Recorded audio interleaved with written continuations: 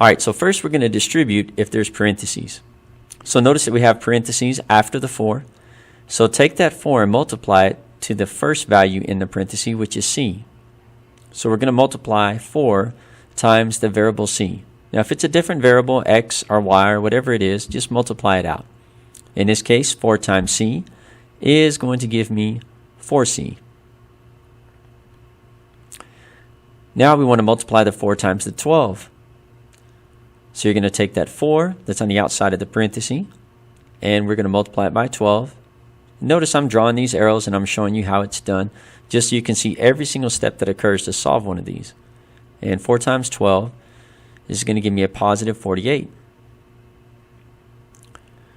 Now what I want to do is going to bring down my equal sign, and then I'm just going to rewrite what's on the right side of the equation. 2c plus 18. I want you to notice at this point that my variables are in black, and my constant values, that's the ones that don't have a variable, are in pink, because our goal now is to combine them. We want all the variables moved over to the left. And then we want to move all our constant values, the pink ones, to the right, to group them together and combine them. Now I'm going to draw this line through my equal sign to remind myself that I have to keep this equation balanced. Whatever I do to the left, I got to do to the right. So I'm going to subtract 2c from both sides of the equation to move that 2c on the right side over to the left. And we do the opposite operation. It was a positive 2c, so we subtracted 2c. And 4c minus 2c is going to leave me with positive 2c's. Now I want to move my constant, that 48, over to the right. And because it's positive, I'm going to subtract it. That will zero out the constant values on the left-hand side.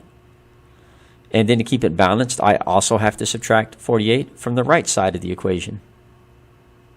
And 18 minus 48, or you could say 18 plus negative 48, if you're putting it in the calculator, is going to leave us with a negative 30.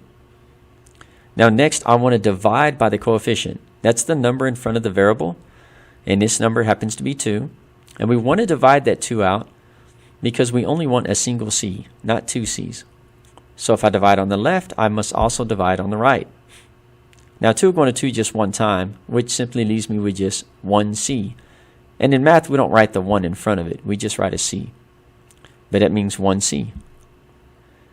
And then I'm going to divide those values on the right. Negative 30 divided by positive 2. And that's going to leave me with a negative 15. And that's my final answer. That's how you solve a linear equation.